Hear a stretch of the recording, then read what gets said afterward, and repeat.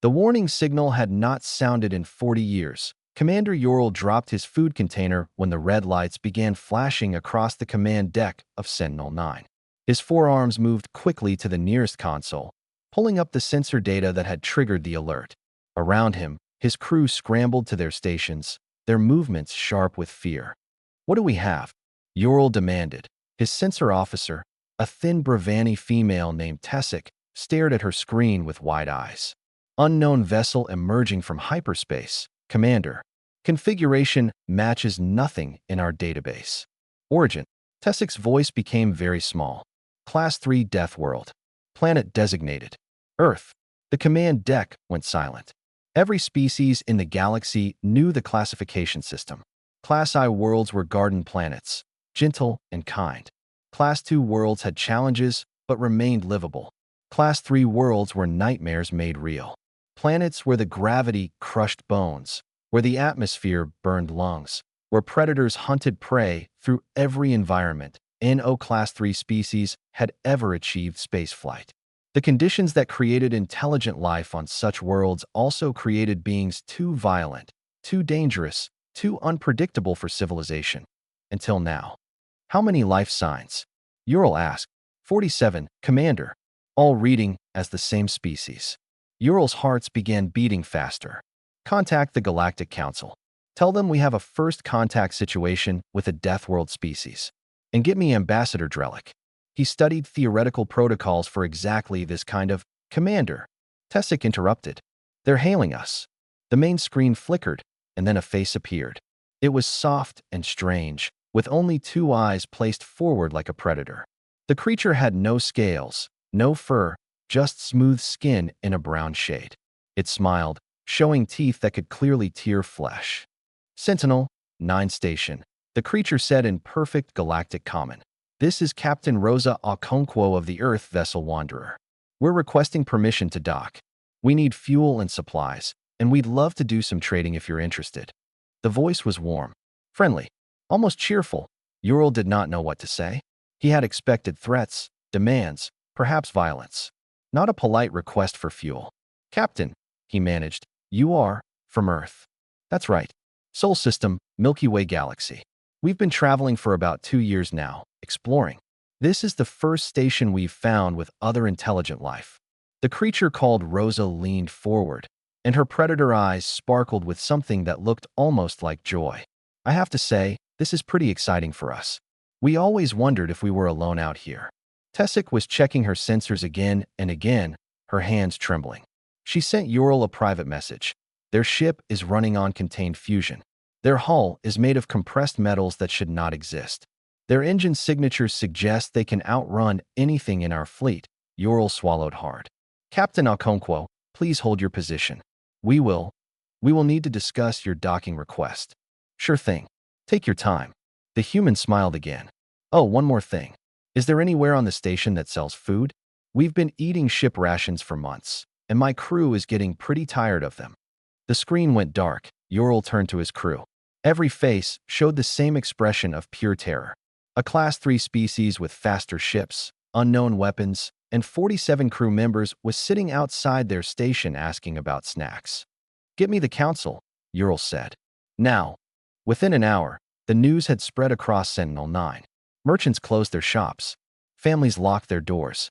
Security teams armed themselves with weapons they hoped they would never need to use. Ambassador Drellick arrived breathless, having run from the diplomatic quarters. He was old for a Bravani. His scales faded to gray, but his mind remained sharp. He had spent his entire career studying first contact protocols for dangerous species. He had written papers about theoretical approaches to Deathworld civilizations. He had never truly believed he would face one. "Show me the ship," he said. Ural pulled up the external cameras. The human vessel floated in space, smaller than a Bravani cruiser, but built with brutal efficiency. It had no decorations, no symbols of status. It was a tool designed for survival. "They call it the Wanderer," Ural said. 47 crew. All human. Drellick studied the image. "What do they want?" "They say they want fuel, supplies, trade." "And you believe them?" Ural's forearms spread in a gesture of helplessness. "I don't know what to believe. They were polite, Ambassador. Friendly. Their captain smiled at me. Predator species often display teeth before attacking. Yes, but she also asked about food. She seemed happy to meet us. Drellick was quiet for a long moment. Finally, he said, give them permission to dock. One ship. Supervised. I want to meet these humans myself.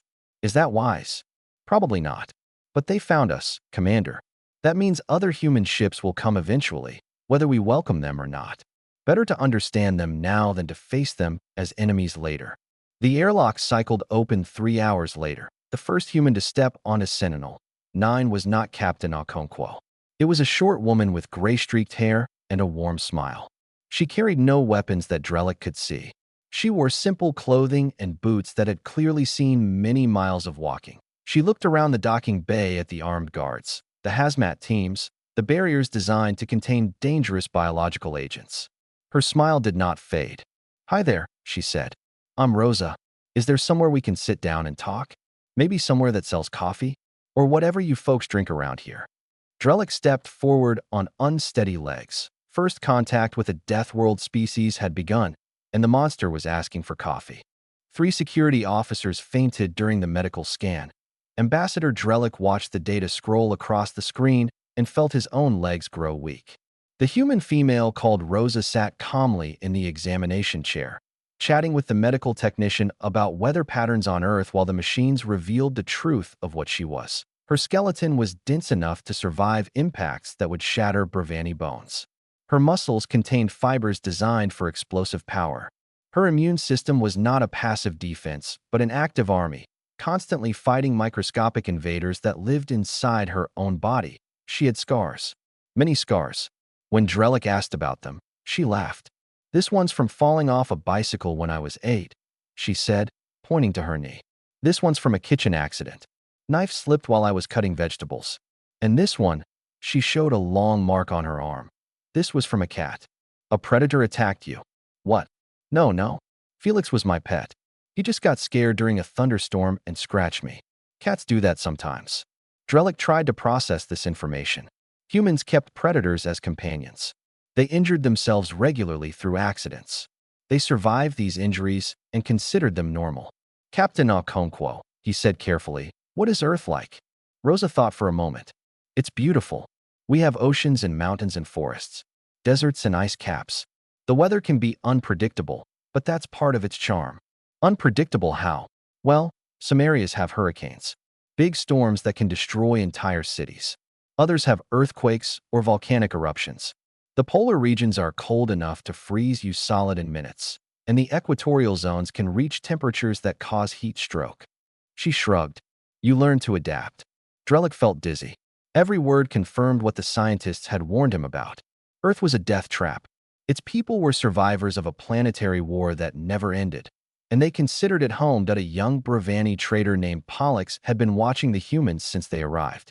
He was barely an adult, curious and foolish in the way of youth. While the authorities conducted their examinations, he had wandered closer to the human ship. A human male noticed him and waved. Hey there, want to come take a look? Pollux knew he should say no. His mother would be furious. The authorities had declared the docking area restricted, but the human was smiling, and Pollux had never seen an alien before. He climbed the ramp into the Wanderer. The human introduced himself as David. He was younger than Rosa, with dark skin and quick hands that moved when he talked. He showed Pollux the engine room, explaining how the ship worked in terms that made no sense at all. Fusion reactor, David said proudly. We contain a small star and use it for power.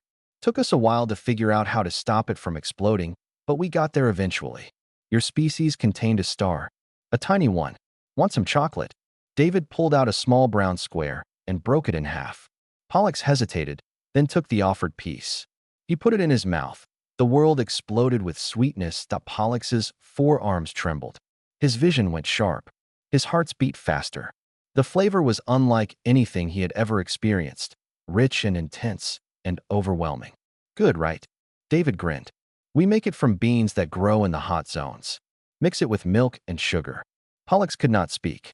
The chocolate was a drug. It had to be a drug. How were humans not addicted to this substance? We give it to children, David added casually. Pollux sat down heavily on a cargo crate. Meanwhile, In the station's council chamber, Drellick was receiving emergency communications from across the galaxy. The Galactic Council was in chaos. Some members wanted to quarantine humanity immediately. Others argued for diplomatic engagement. A few suggested military action before the humans could become a threat. Commander Ural interrupted the debate with an urgent message. Ambassador, we've received a distress signal. A colony ship carrying 3,000 Vellani refugees is under attack by Skrell raiders. They're begging for help. Drellick closed his eyes. The Vellani were peaceful farmers, fleeing a dying world. The Skrell were pirates who preyed on the weak. No Bravani ship could reach them in time. How far, he asked. 6 hours at maximum speed. The raiders will destroy them in 2. A voice spoke from the doorway. We can make it in 40 minutes. Drellick turned. Captain Rosa Okonkwo stood there, her predator eyes steady and calm. The Wanderer is fast, she said. My crew is ready. If those people need help, we can provide it. You would risk your ship? Your crew? For species you just met? Rosa's expression changed. Something hard entered her gaze, something ancient and fierce. 3,000 people are going to die if nobody helps them. We're somebody. She stepped forward. Ambassador, I don't know much about galactic politics yet, but I know what's right. Those refugees didn't do anything wrong. They're just trying to survive. Drellick thought of the medical scans, the scars, the casual stories of storms and predators and accidents. Humans survived everything their planet threw at them. And now this human was offering to fight for strangers. The Skrell have 15 ships, Drellick said. Rosa smiled, and for the first time, her teeth looked like weapons. Then we'd better hurry. Drellick had made a mistake. He had insisted on joining the humans on their rescue mission. He had wanted to observe them, to understand them, to report back to the council with first-hand knowledge. Now he was pressed against his seat as the Wanderer tore through hyperspace at speeds that should have killed everyone aboard. The ship shook and groaned. Warning lights flickered across alien consoles, and the humans were laughing. Smooth ride today, shouted the pilot, a young man named Samuel. His hands danced across the controls with casual precision. Remember that jump near the asteroid belt, David? When we lost the stabilizers. David called back from his station. I thought Rosa was going to throw me out the airlock. You deserved it. Rosa replied from her command chair. Who forgets to check the stabilizers before a jump? They were joking. The ship was screaming through dimensions that Bravani science said it should not exist, and the humans were teasing each other about past mistakes. Drellick's 4 hands gripped his harness so tightly that his scales ached. Ambassador, Rosa said, turning to look at him. You okay back there? You look a little green. Well, greener than usual. How are you all so calm? Calm. Samuel laughed. This is exciting. First real mission since we left Earth. The Skrell have 15 warships. We have 1. The humans exchanged glances. Something passed between them, some shared understanding that Drellick could not read. Ambassador, Rosa said gently, let me tell you something about humans. Our species has been fighting since before we had words for it. We fought animals that wanted to eat us. We fought weather that wanted to freeze us. We fought diseases we couldn't even see. She leaned forward. And we fought each other. For thousands of years. Over land, over resources, over ideas. That sounds terrible. It is. We're not proud of all of it. Rosa's eyes grew distant. But it taught us something important. It taught us how to survive against bad odds. It taught us that the fight isn't over until you decide it's over. David appeared beside Drellick's seat, offering him a container of water. We also learned that numbers don't always matter. A smaller force with better tactics can beat a larger force. It's happened hundreds of times in our history. The Skrell are experienced raiders. And we're humans from Earth. David smiled. Trust me, Ambassador. The Skrell have never faced anything like us. The ship dropped out of hyperspace with a violent shudder. Drellick's stomach lurched as the view screen filled with chaos. The Vellani colony ship hung broken in space, its hull torn open in 3 places. Around it circled 15 Skrell raider vessels, their weapons still firing at the helpless refugees. Bodies floated among the debris that Rosa's expression went cold. Samuel, put us between the raiders and the colony ship. David, get the weapons hot. Patricia, prepare the medical bay. We're going to have casualties. The crew moved without hesitation. Every human found their station. Every hand knew its purpose. Skrell vessels. Rosa said into the communication system. "This is Captain Rosa Okonkwo of the Earth ship Wanderer. You have 60 seconds to disengage and withdraw. This is your only warning." Laughter came through the speakers. A Skrell voice, harsh and cruel. "One ship? You threaten us with one ship? Little creature, we will add your bones to our collection." Rosa's finger hovered over a button on her console. 50 seconds. "We are the terror of this sector. Worlds pay tribute to avoid our wrath." 40 seconds. "You will die screaming." 30 seconds. Rosa looked at her crew. Every human nodded. "Ambassador Drellick, you might want to hold on to something." 20 seconds. The Skrell commander's voice changed, becoming curious. "What are you?" 10 seconds. Rosa pressed the button. "We're humans. And you just made us angry." The Wanderer surged forward. Drellick had seen combat footage before. He had watched recordings of battles between great fleets, massive vessels exchanging fire across vast distances. This was nothing like that. The human ship moved like a living thing. It dodged and weaved between enemy fire with impossible precision. Samuel's hands were blur on the controls, his eyes tracking dozens of threats at once. When a Skrell weapon found its mark, the humans simply adjusted, compensating for damage without slowing down, and the Wanderer's weapons were terrifying. Each shot punched through Skrell shields like they weren't there. Each impact tore through armor that should have been impenetrable. The humans weren't just fighting, they were hunting, picking off targets with ruthless efficiency. "Two down," David reported. Third one turning to flee. "Don't let it," Rosa commanded. "If it escapes, it warns others." On it. 3 ships became 4. 4 became 7. The Skrell formation broke apart as raiders tried to flee in every direction. The humans chased them all. Drellick watched a species that had never known peace use every lesson of their violent history to protect strangers they had never met. He watched them take hits that would have destroyed Bravani vessels and keep fighting. He watched them push their bodies and their ship beyond any reasonable limit. And he finally understood what made humans dangerous, that IT wasn't their weapons. It wasn't their speed. It wasn't even their tolerance for pain, that IT was their refusal to stop. The last Skrell ship exploded in silence. Rosa slumped back in her chair, breathing hard. "Samuel, bring us alongside the colony ship. Patricia, get your team ready. There are people who need help." Drellick found his voice. "Captain, that was Tuesday," Rosa said tiredly. "Now come on, Ambassador. We've got survivors to save." The Skrell commander lived. His name was Vrex, and he had raided colonies for 30 years. He had killed thousands. He had burned worlds and broken spirits and laughed while doing it. Now he sat in the Wanderer's medical bay with a human woman cleaning his wounds. "Hold still," Patricia said gently. "This cut is deep. I need to close it properly." Vrex stared at her with confusion in his yellow eyes. "Why are you helping me?" "Because you're injured. I am your enemy. I tried to kill you." Patricia shrugged. "You failed. Now you're my patient." Different situation. She continued working, her hands soft but steady. Vrex flinched when she applied something that stung, and she apologized quietly before continuing.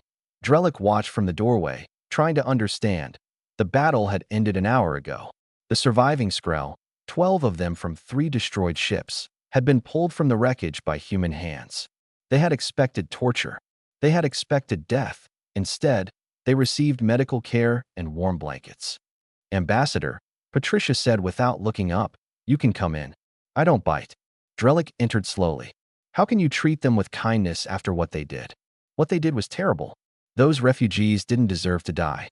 Patricia tied off a bandage with practiced ease. "But revenge doesn't bring anyone back. And cruelty just creates more cruelty." She met his eyes. "My grandmother was a nurse in a war zone on Earth. She treated soldiers from both sides. She told me that healing someone is always the right choice, even when it's hard." Vrex spoke again, his voice rough. "Your grandmother was a fool." "Maybe." Patricia smiled sadly. "But she lived to be 93 and died surrounded by people who loved her." "How do you want your story to end, Vrex?" The Skrell had no answer. In another part of the ship, Rosa was coordinating the rescue of Vellani survivors. Over 2,000 had lived, packed into sections of the colony ship that maintained atmosphere. Human crew members moved among them, offering food and water and reassurance. David had found a group of Vellani children huddled together in a corner. Their parents had died in the attack. They were alone and terrified. He sat down on the floor with them, making himself small and unthreatening. "Hey," he said softly. "I'm David. I know you're scared. That's okay. Being scared means you're smart."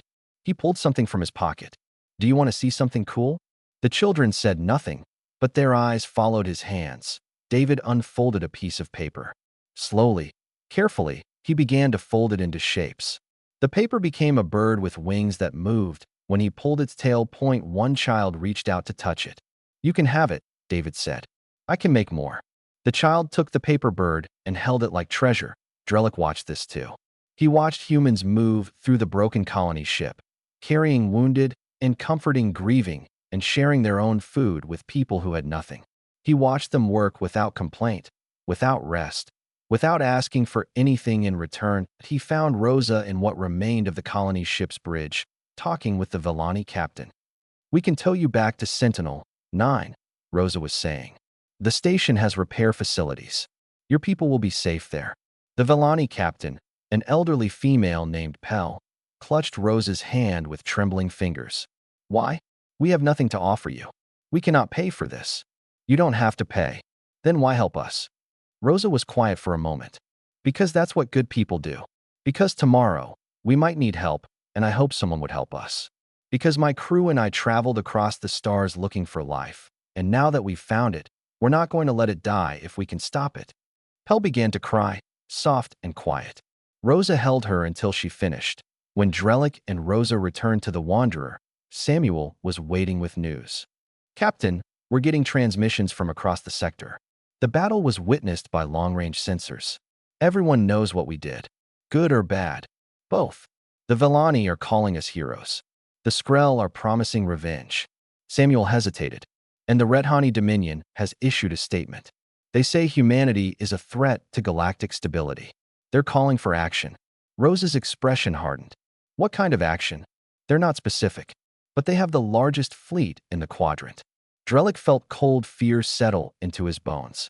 The Redhani were militaristic empire builders who believed strength was the only law. They would see humanity not as protectors, but as rivals. "Captain," he said, "this could mean war." "I know. 47 humans against an empire." Rosa turned to look at her crew. At David, who made paper birds for orphan children. At Patricia, who healed enemies with kindness. At Samuel, who flew through fire without flinching. "We're not 47 anymore, Ambassador. Earth has been building ships for years. There are thousands of us out here, exploring, learning, making friends." She smiled, but it was tired and sad. "We didn't come looking for war. We came looking for life, for connection, for wonder. And if war finds you," Rosa's eyes went hard, "then the Redhani will learn what Earth already knows. Humans don't give up. Humans don't break. And when you threaten the people we love, we become something even death worlds should fear." She walked toward the bridge. "Patricia, finish with the prisoners. David, help the Vellani get settled. Samuel, set course for Sentinel-9. And then," Drellick asked, "then we warn Earth. Because something tells me this is just the beginning." Pollux had never thought he would live on a spaceship. 3 months after the rescue, he stood in the engine room of the Wanderer, wearing a human-style uniform and holding tools designed for human hands. David had modified them to fit his 4 arms, working late into the night because Pollux had asked to join the crew. "You're getting better," David said, watching him tighten a coupling. "Another few weeks, and you'll be a proper engineer. My mother still thinks I'm crazy. All the best people are crazy. That's what makes life interesting." Pollux smiled. He had learned that humans smiled often, even when things were hard. They called it hope. Sentinel-9 had changed in 3 months. What was once a quiet trading station had become a center of galactic attention. Human ships came and went, 43 of them now, carrying diplomats and scientists and ordinary people who wanted to see the universe. And everywhere they went, they made friends. The Vellani refugees had settled on a moon near the station, building new homes with human help. The Bravani had signed trade agreements. Even some Skrell had defected, choosing to work with humans rather than against them. But not everyone welcomed the change. Drellick stood before the Galactic Council, defending humanity for the 100th time. The Redhani ambassador, a massive creature named Gore, pounded the table with his clawed fist. "They are deathworlders. Their very presence is a threat. They saved 3,000 Villani lives, Drellick replied calmly. They destroyed Skrell vessels. They showed violence without hesitation against pirates who were murdering civilians. The humans acted in defense of the innocent. Gore leaned forward, his eyes burning with contempt. Today they defend. Tomorrow they conquer. History shows that predator species cannot be trusted. History shows that the Red Honey conquered 12 worlds before signing the peace accords. Drellick kept his voice steady. Should we judge all species by their worst moments? Or by the choices they make now? The council chamber erupted in argument. Drellick had fought this battle every day since the rescue. Some days he won. Some days he lost. But he kept fighting because he had seen what humans truly were. Not monsters. Not conquerors. Protectors. That night, he visited the Wanderer. Rosa was waiting for him in the small room she used as an office, her desk covered with star charts and reports. The Red Honey are mobilizing their fleet, Drellick said without greeting. Intelligence suggests they're planning a preemptive strike against human colony ships. Rosa's face went pale. Colony ships carry families. Children. I know. How many ships in their fleet? 300 warships. Plus support vessels. Rosa closed her eyes. When she opened them, something ancient looked out. Something that had survived ice ages and plagues and wars that nearly ended her species. How long do we have? Days. Perhaps a week. She stood and walked to a small window, staring out at the stars. We came here with open hands, Drellick. We came looking for friends, for knowledge, for connection. We shared our food and our medicine and our stories. We asked nothing in return except friendship. I know. And now an empire wants to kill our families because we exist. Her hands curled into fists. Because we were born on a world they consider too harsh. Because our survival makes them afraid. Drellick had no words of comfort. He had learned that humans did not want empty reassurance. They wanted truth. What will you do? Rosa turned to face him. I'll do what humans have always done. I'll fight for the people I love. She pressed a button on her desk. Samuel, give me a channel to Earth Command. Priority 1. Yes, Captain. And send a message to every human ship in the sector. Tell them to rendezvous at the threshold. Drellick recognized the name. The threshold was the border between explored space and the unknown territories where human colony ships traveled. It was the gate to everything humanity had built among the stars. You're going to make a stand there. We're going to show the Red Honey that humanity will not run, that we will not hide, that every human ship, every human crew, every human heart will stand between them and our families. 43 ships against 300. Rosa smiled, and it was the smile of a species that had crawled out of extinction events through pure stubborn will. We've faced worse odds on Earth, Ambassador. At least this time, we're all on the same side. The door opened, and Pollux entered, followed by David and Patricia and Samuel. They had heard everything through the ship's speakers. Captain, David said quietly, we're with you. Whatever happens. I know. Rosa looked at each of them in turn. I know. Pollux stepped forward, his forearms trembling but his voice steady. I want to fight too. The Wanderer is my home now. You're my family. Rosa crossed the room and placed a hand on his shoulder. Pollux, this isn't your war. You made it everyone's war when you saved those refugees. When you shared chocolate with a scared kid who wandered onto your ship. When you treated enemies with kindness instead of hate. Pollux straightened. I'm human where it matters. In here. He touched his chest. David grinned. Told you he was one of us. Rosa looked at Drellick. Ambassador, I can't ask you to join this fight. But I need you to do something else. I need you to tell our story. Whatever happens at the threshold, I need the galaxy to know why we fought. Drellick bowed his head. I will tell them. I will make sure everyone knows. Thank you. Rosa turned to her crew. Let's go save our people. 40 human ships faced 300 Red Honey warships across the cold darkness of the threshold. The numbers were impossible. Every tactical calculation said humanity would be destroyed within the hour. The Red Honey fleet spread across space like a wall of steel and fire, confident in their overwhelming strength. Admiral Corv of the Red Honey commanded from his flagship, watching the tiny human vessels with contempt. They actually came to die? How disappointing. I expected more from Deathworlders. Admiral, his sensor officer reported, the human ships are moving into formation. Standard defensive pattern. Of course they are. They have nothing else. Korv raised his claw. All ships, prepare to fire. Let us end this quickly. Rosa's voice echoed across every frequency, broadcast to both fleets and to the watching galaxy. Red Honey vessels. This is Captain Rosa Okonkwo of the Earth Fleet. Behind us are colony ships carrying 300,000 humans. Families, children, people who have done nothing wrong except exist. Her voice was steady, clear, unafraid. We are not asking for mercy. We are not begging for our lives. We are telling you that if you want to reach those ships, you will have to go through us. Admiral Korv laughed. 40 ships? You will delay us by minutes. Then you will pay for every minute. And when your empire asks why so many died at the threshold, you can tell them it was because you picked a fight with humanity. The channel closed. Korv gave the order to attack. The battle of the threshold began with fire. Red Honey weapons lit up the darkness. Thousands of energy blasts screaming toward the human line. Any other species would have broken, would have fled, would have surrendered. The humans charged. Samuel pushed the Wanderer forward at speeds that blurred the stars. Around him, 40 other ships did the same, each one diving into the heart of the enemy fleet. They were not trying to hold a line. They were hunting. Break and scatter.